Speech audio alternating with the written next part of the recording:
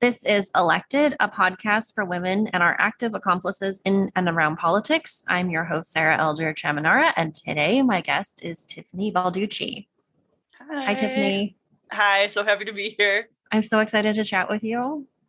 I'm really excited too. I've been looking forward to this. Yeah, me too. So before we get started, I'd like to acknowledge and share my personal commitment to reconciliation, to learning the history of colonialism and the ongoing systemic violence and oppression against Indigenous peoples. The land where I live, work, and record from is the traditional territories of the Blackfoot Confederacy, the Siksika, Kainai, Piikani, Tsuut'ina, Métis Nation Region 3, and all people who make their homes in the Treaty 7 region of Southern Alberta. So Tiffany, you were recently, and I forget the exact month, but you were recently elected the second vice president of CUPE Ontario, and you're also the president of the Durham Northumberland CUPE Council.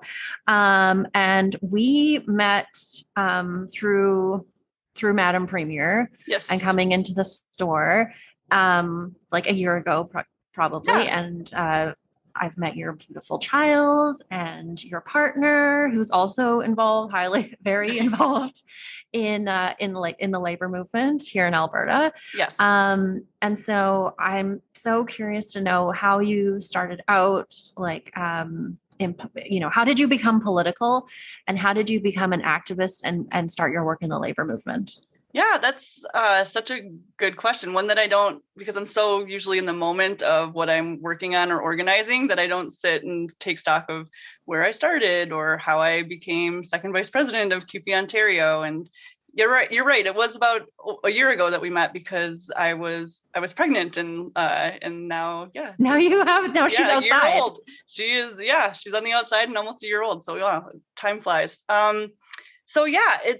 I've always been a political person, but I didn't know a lot about unions, which is interesting because I'm originally from Flint, Michigan, which is in many ways the birthplace of the labor movement in North America.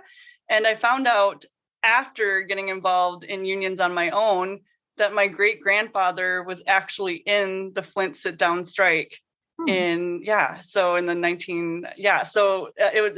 It's amazing that I had that connection and I didn't even know that there was like a deep rooted union connection. So I worked in libraries since I was 14 years old, and libraries are usually in many places unionized. Well, I shouldn't say usually, about 50% actually.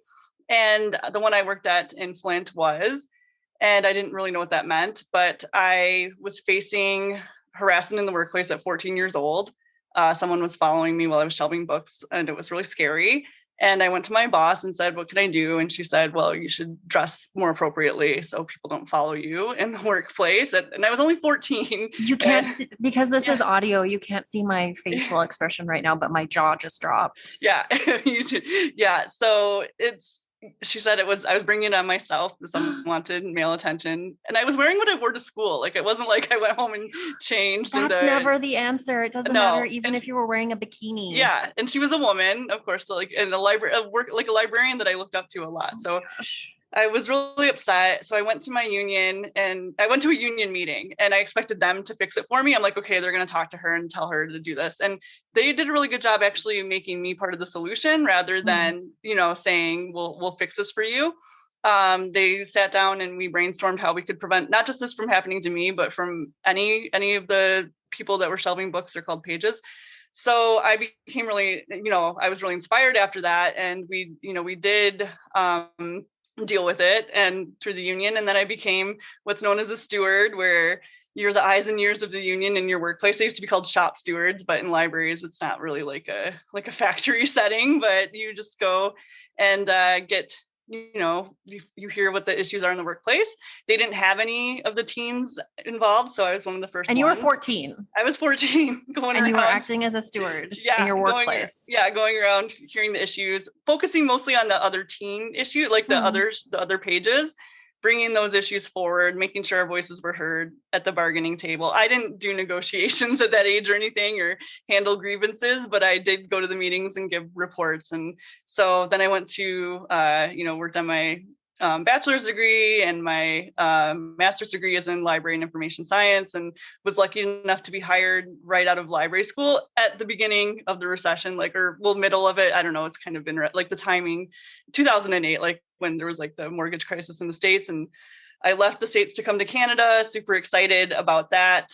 Always wanted, to live, like, of course, being from Flint, Michael Moore is big. You're very close to the border. Yeah, we're very close to the border. And Michael Moore always talks about how amazing Canada is. Almost romanticizes it a bit. I think we might be the same age, just based on the dates that you're and the references that you're making. Yeah.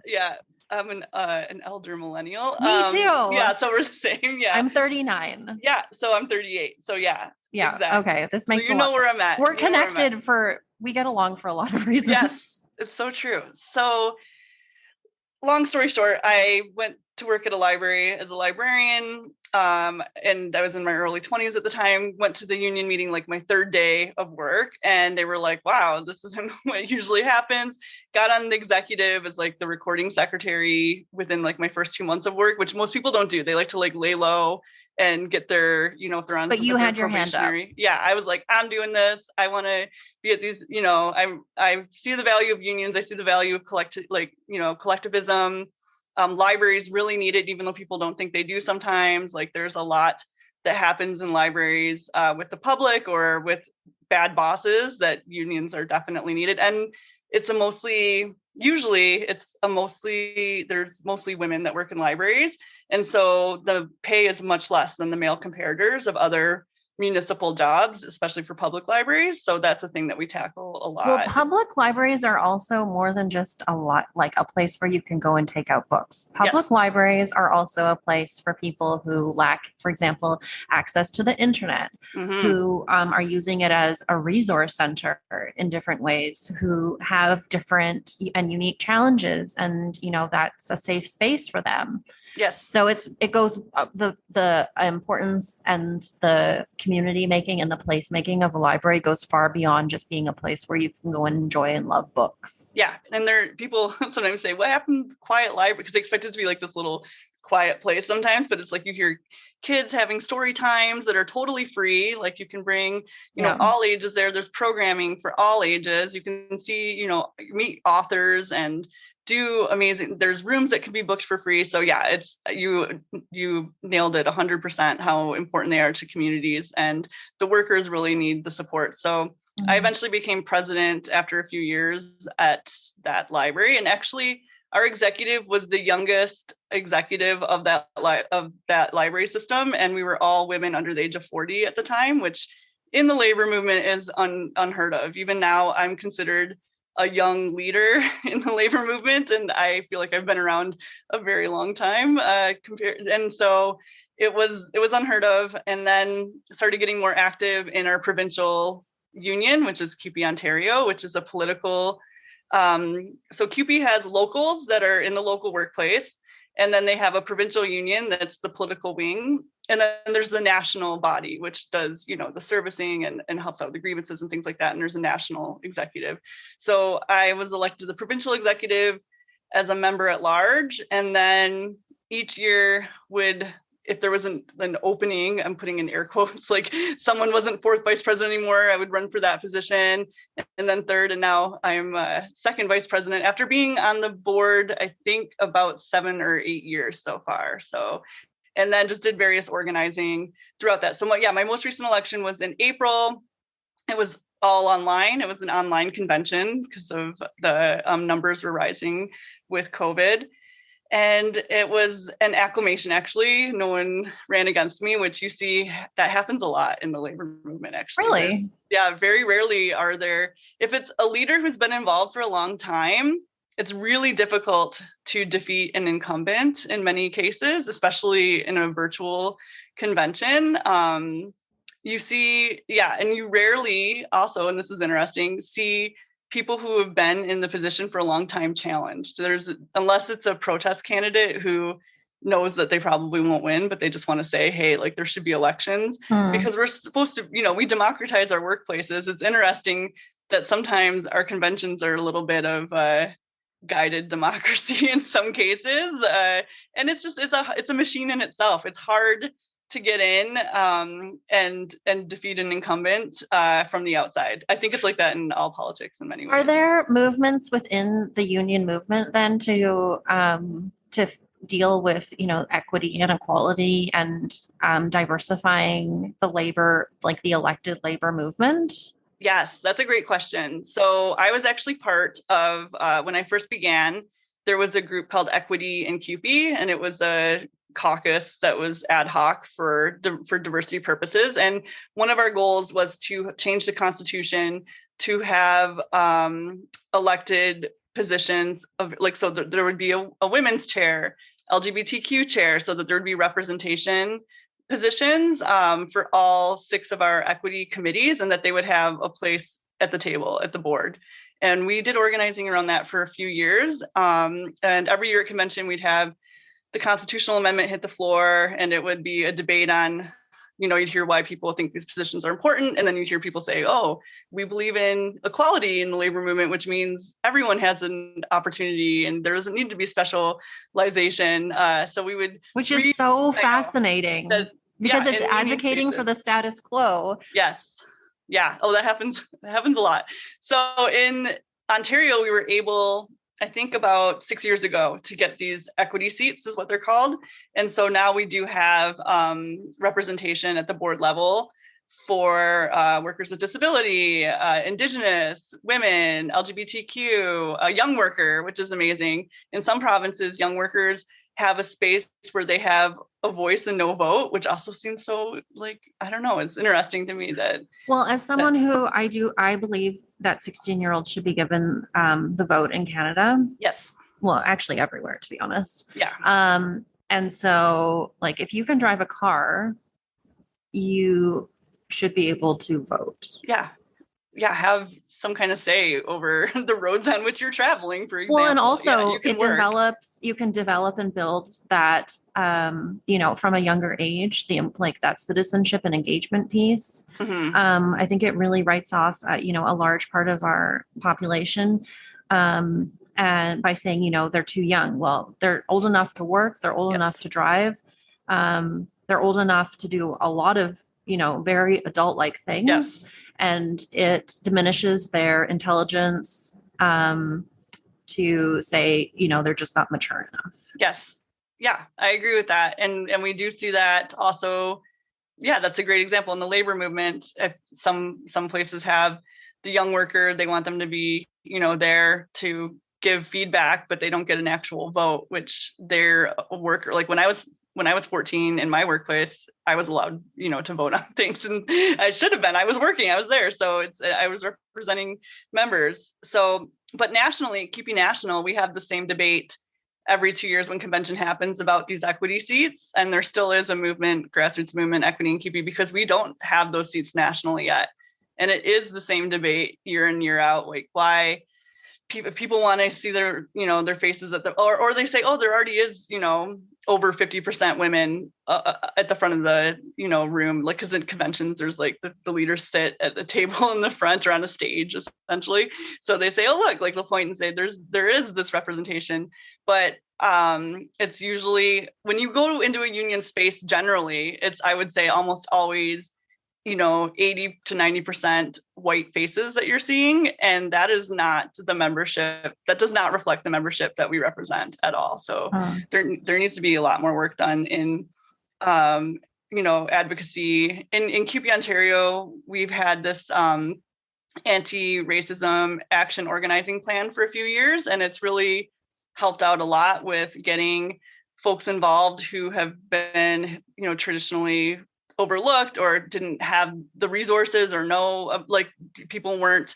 One of the things that the research shows is caucuses are so important, the different, diversity. For people to become leaders, they become members of their caucus first. But if people don't know the caucus exists, then you don't have the access to the resources or the mentorship. Mentorship's also huge. I was super lucky that I had a mentor who's now I say mentor, but she's only a couple of years older than me, but she'd been involved since she was 16 in Ontario. Candace Rennick, who's now the Secretary Treasurer of CUPE National. And without her, I wouldn't have known all the inside. There's a lot of inside, I don't know, to use the sports term, inside baseball, and you have to know the places to be and people to see and the tables to sit at to even have an opportunity to move forward. So, I mean, honestly, it is very political. Like unions are extremely political environments. And I say that, and I've actually never been the member of a union. Yeah. I've worked like in government when I worked in caucus, and so if I had worked for the NDP in BC, then I would have been. But because I worked for the BC Liberals, we didn't have that structure. Right? There was no union in place, and then we were exempt employees as political staffers, which means we could work as many hours as needed, right? 24/7. Yeah, 24/7. And, because we were like a manager kind of. Yes, exactly. Yeah. And so, and now, and now I have my own business. Yeah. I have part-time staff, and it's important for me to obviously create, a safe and, a good workplace. Yeah. So paying a living wage, for example, and different things. But yeah, it's I've never actually been in that environment. I like to think that I would probably be a good union member. I think you would. I think you would be active and know what's going on. Not afraid to bring the issues forward. No. So I think you're definitely, and also inclusive of others, making sure to make space for other people. And just also we need more, even though there are more and more women getting active, it's still very much an old boys club in the labor movement. Yeah. Like everywhere still. Yeah, exactly. Yeah. But speaking of the old boys club, a glass ceiling was shattered this recently in the union movement in Canada. So Lana Payne was just elected. She is now the national president of Unifor. Yes. The largest private sector union in Canada. And she is the first woman to ever hold that role. Yes. How was it watching her get elected and seeing her, do that? Yeah. I was following it very closely because a lot of the work I do, it was based out of Oshawa, which is a huge GM town. So Unifor, it used to be CAW, is super active there. A lot of my friends are Unifor members or were Unifor members before GM left Oshawa and they lost their jobs, unfortunately, but that's another story. So I was following along kind of with an inside scoop of people who were at the convention or leading up to the convention, because there was a huge scandal in Unifor too when the former president Jerry Diaz left under a scandal of accepting bribes, and these are things that you don't that the labor movement tries to fight against, right? And so people were hoping that it would be just a whole different vibe, I guess, because one of the people running was Jerry's assistant, I think, so who said he didn't know anything about all the wrongdoings that were happening. And then there was another man running, and Lana, who ran a really inspirational campaign and had a huge following. I saw the photos of people posting I'm with Lana on their social media, and so when we heard that she won, everyone was just it was exhilarating, because we don't, even in the public sector, we actually don't have that many women. The Canadian Union of Postal Workers has they have a woman president, and I think she's the first Black woman union president in Canada, history of a large union. Lana is the first, I think, of any of the private sectors.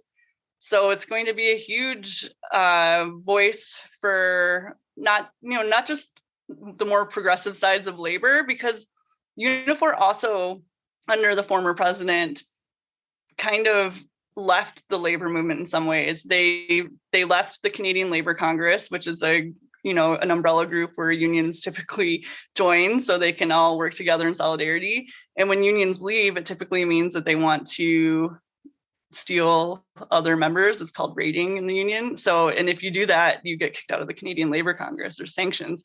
So so hopefully they come back to the Canadian Labour Congress now, and we all start working together, and that because it's a huge union, we want to continue working with them.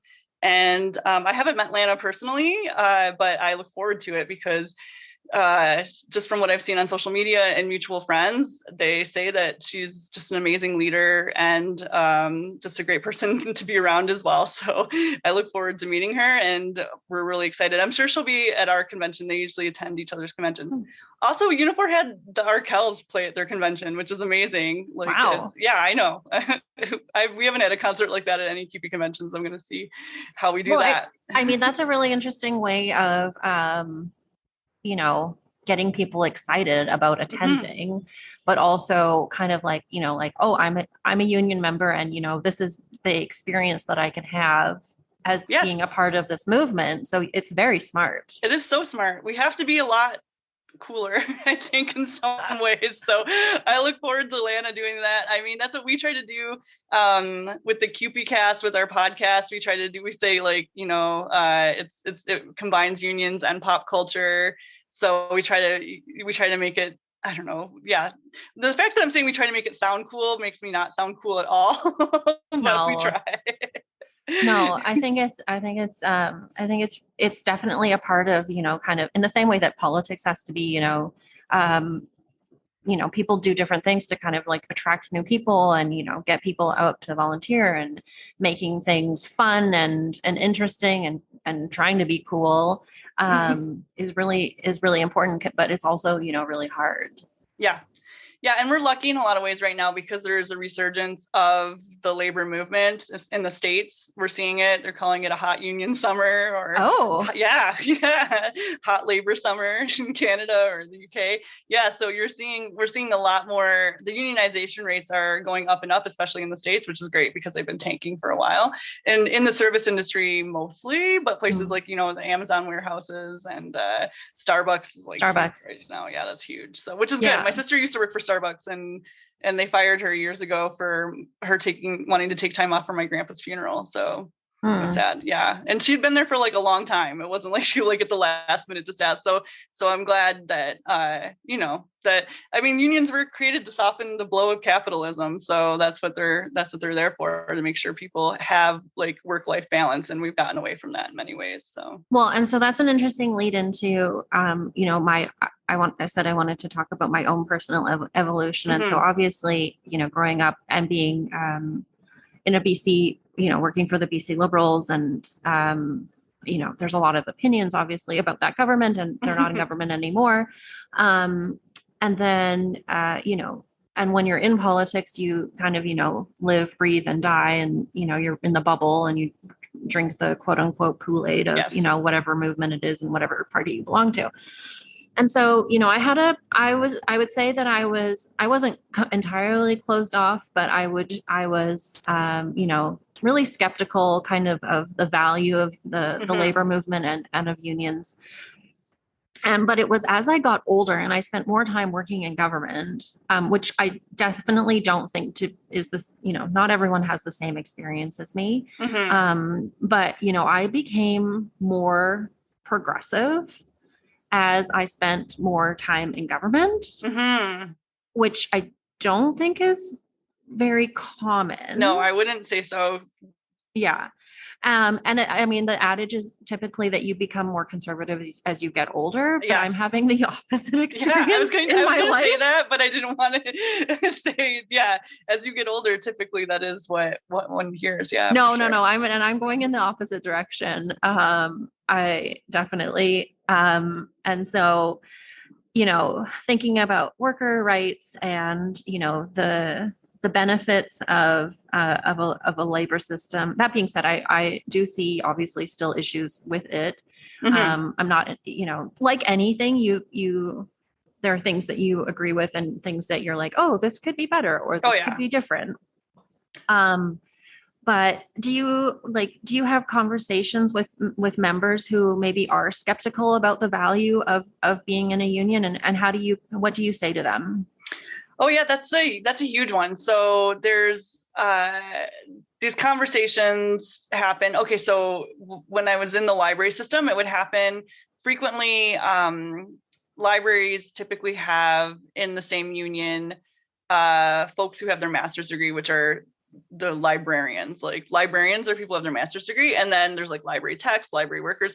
And so sometimes the librarians would say, oh, I don't need a union, I can negotiate better for myself, I have a master's degree, like I'm super smart or whatever. So they would feel like, or I would get, you know, the same wages and benefits or job security.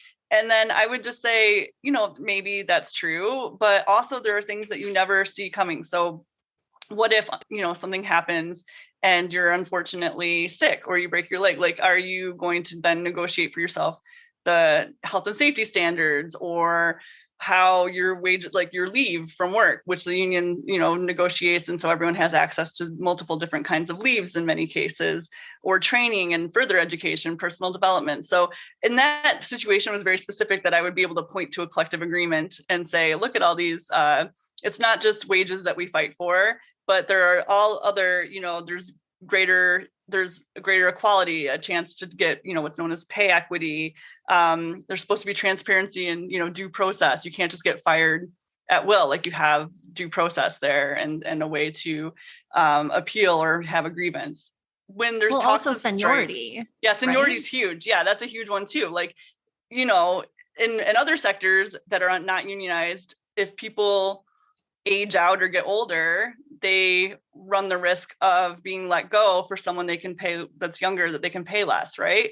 And in a unionized environment, that's not the case. And actually seniority usually equals greater access to, you know, vacation time or you know, wages and that kind of thing. So, and just, yeah, you know that you've been there. And even if you do mess up, like everyone messes up sometimes, like say you do make a mistake in the workplace and you face discipline, you know that you've been there a certain amount of years, that seniority is going to count for something, and you're not just going to be fired unless it's something, you know, tragic or horrible that has happened. And then the union will, you know, make sure that you get fair representation, even if a mistake did happen. And then strikes, people always ask about strikes too. They say like, oh, don't you just want to go on strike all the time? And it's very rare that unions actually go on strikes. Like most collective agreements are dealt with through negotiations that wrap up, and you don't ever hear about it because it just happens, or it happens at, you know, the last minute. You might hear, oh, there might be a strike, but then there isn't.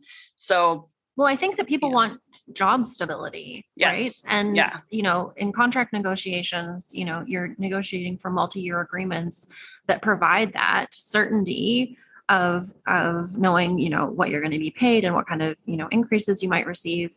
And so that, like, that helps. I don't, you know, and I can't imagine anyone who would be like, I love going on strike. Yeah, no, there's not. That's not something you hear. I mean, you hear people say that. They're like, oh, especially, you know, now I'm in the university sector, and they say, oh, university workers, they just want to go on strike all the time. But that's not the case either. They want to finish their PhDs a lot of the time and do that. But I mean, they do also know the value of their work, and unions are great at having, you know, back to basics, one-on-one conversations about these issues, and saying, you know, in Ontario, the Ford government has capped wages for many public sector workers at just 1%, and inflation is huge right now. So, you know, having these conversations saying, if we continue to just get 1%, like maybe we are going to have to take a stand and go on strike, because people can't live anymore. And you know, you have to fight and call attention to this issue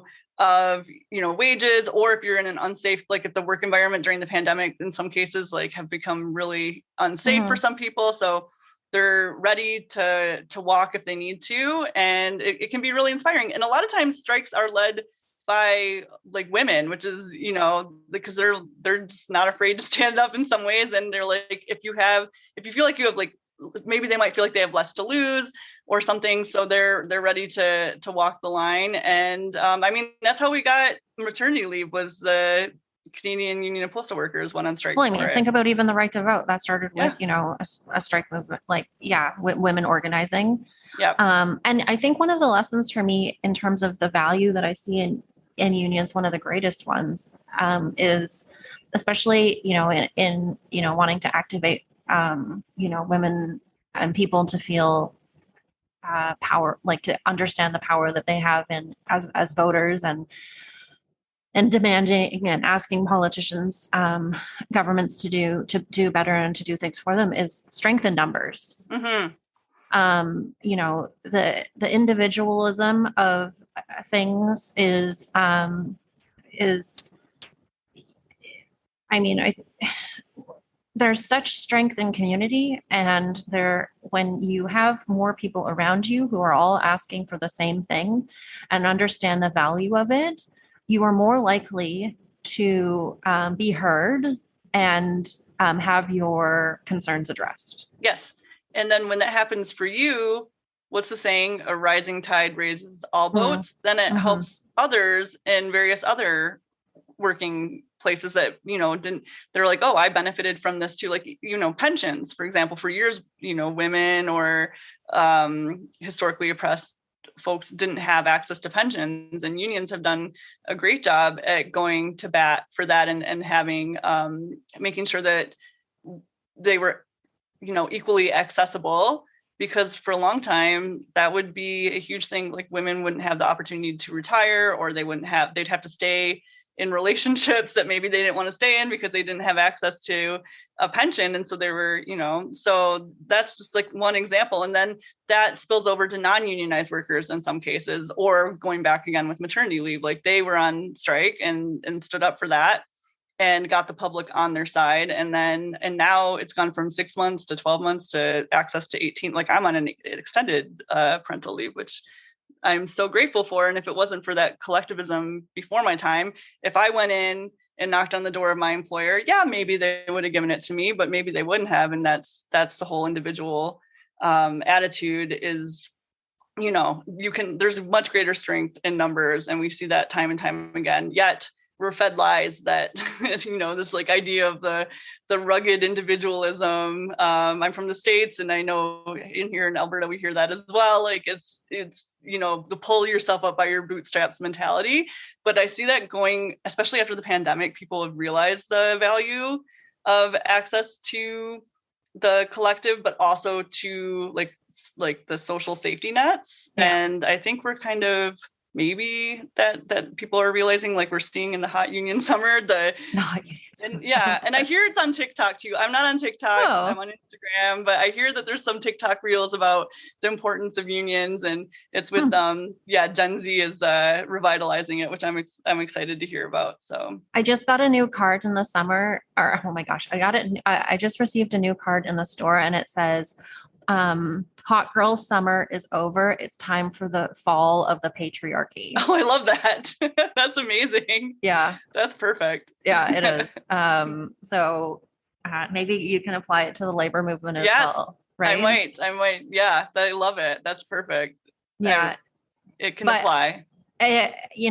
My evolution in thinking about the labor movement and my own politics and how they're evolving, and I hope more people are also open to changing their minds about different things and having that openness, because I think the where the world is going and where it's where we are right now, I see a lot of like traps and dangers ahead, and the bootstrap mentality of pulling yourself up, to me it's more like it's not boots, it might be like you fall down into a hole, right, and you're just down there into a well, and someone at the top is telling you just to pull yourself up, but maybe you're down too far, or there's like there are different barriers to different people being down there. Yeah. And just because you might have, been able to build your own way out of the well, doesn't mean that it should be that hard for everyone else. Exactly. Yeah. We're not all in, sororities and fraternities where we're having to endure this hazing and then turn around and say, well, because I went through it, you have to go through it too. Like we have to help. Yeah. Like it's hard to pull yourself up by your bootstraps if you don't have bootstraps to begin with. Exactly. So you have to, and I hope more people are realizing it, but like you said, it is a trap, because people, I mean, what did Steinbeck say? A lot of people see themselves as temporarily inconvenienced millionaires. So they don't see the need to help others because they want to get to their their place in the sun, I guess. But Yeah. I'm hoping, especially with this, and I guess they say this all the time, with this next generation, people are seeing the value of it. But I know, even in my own generation, a lot of folks are, as like you have gotten, like more progressive rather than more, embracing those more individual conservative values as people have gone through. Because, we've seen a lot in our lives of these, disaster capitalism and things that have these various disasters, or where the privatization of various entities, and what can happen to it. So I think, we're in a uniquely positioned age to be like, okay, we've seen how bad the economy has been or could be. And it's not the conservative values that are making it any better. Like it's gotten, worse in some cases. So, well, and this will, this is a controversial opinion, I'd say, coming from a former BC Liberal staffer and party member, is that, businesses that are, especially coming out of the pandemic, are, breaking all kinds of profit records. At the same time that, they're not necessarily raising, wages or considering, increasing benefits for their employees in very large, successful sectors. And businesses and extremely high income earners, and we see a lot of this conversation in the States about taxing, the ultra rich. Like, it doesn't make sense, for example, that a billionaire pays, a much less tax rate than, someone earning, $35,000 a year or even $135,000 a year. Because they have the advantages of gaming the system and, being able to have people that will help them achieve, paying as little as possible. And corporations as well. You need to pay your share. Yes. It's just as simple as that. You need to pay your share. And I don't think that should be a very controversial opinion, because you're still making profits. Yeah. It's just probably could still afford that mega yacht even. Exactly. That he actually paid to widen the canal near, where it was being built, so that it could get out, because it's so big that they had to widen, the channel. I think that's what unions have to do a better job is on campaigns like this about, what does tax the ultra rich actually mean? And because even union members think, well, I don't want to pay, like they see that themselves reflected in that, like they say, oh, I don't want that to affect me in my pocketbook. So I do think that's one thing that unions could really lead the way on how that messaging gets out, how that narrative gets out. You did a really good job with it. Thanks. Yeah. So just people realizing that that could really benefit society as a whole if people just paid their fair share. Well, I mean, this also comes from my battle wounds of being in the BC Liberal government under Gordon Campbell, when we had just come out of the election, which the party won. And it was a surprise move that they implemented an HST with the federal government, which obviously led to the downfall of Gordon Campbell as premier. And then, and then it was actually revoked. But, I spent a lot of time, like in my job, I was working in the agriculture minister's office at that time, and, thinking about how to explain this in a way that people could understand. Yes. So taking a high level policy and making it so that people can understand, taking the governmentiness out of things, exactly. And using, real world examples and how it could potentially benefit things. And, it would only really be applicable, for example, if you're making, you're buying a $75,000 boat, then if you can afford to buy that boat, then don't you think you should be paying more taxes? Yes. It's not going to affect, groceries or anyways. Yeah. All of those kinds of things, the messaging of whatever it is so important. Yes. Yeah, I agree. And I do think, that that unions could do a better job. That's why I'm like we were talking about, it's so exciting. I'm excited to see what Lana Payne does with Unifor, because they are a union that does run like, commercials during the Super Bowl even and things like that. And not a lot of unions do that. They're not, they're which is good. You're in the trenches organizing, focusing on the members. But I do think sometimes there needs to be the outward messaging as well, in the way that you just said, the way that isn't too union-y or too inside terminology, in a way that's understood, easily accessible, I guess I should say. Yeah. Well, unions, if you're listening, you can hire me as a consultant. There we go. There we go. Maybe that would be my way to join a union after all. Yeah, totally. Yeah. I think there's even like a freelancer. There's unions for everything in so many ways. So you never know. Yeah, there's so much about unions that I don't even know. Yeah. Well, I really want to thank you for having this chat with me. I mean, I've really loved getting to know you, like in your visits to Madam Premier, and seeing Zoe, your daughter, grow up, and meeting your partner, and having very political conversations whenever you're here. And so, and I'm so excited to see, your future in the labor movement, and also, Zoe's. And, I love seeing that you take her everywhere you go, because, she's growing up in that environment too, where she sees, you as an extremely strong role model, but then so many others, and like people like Lana.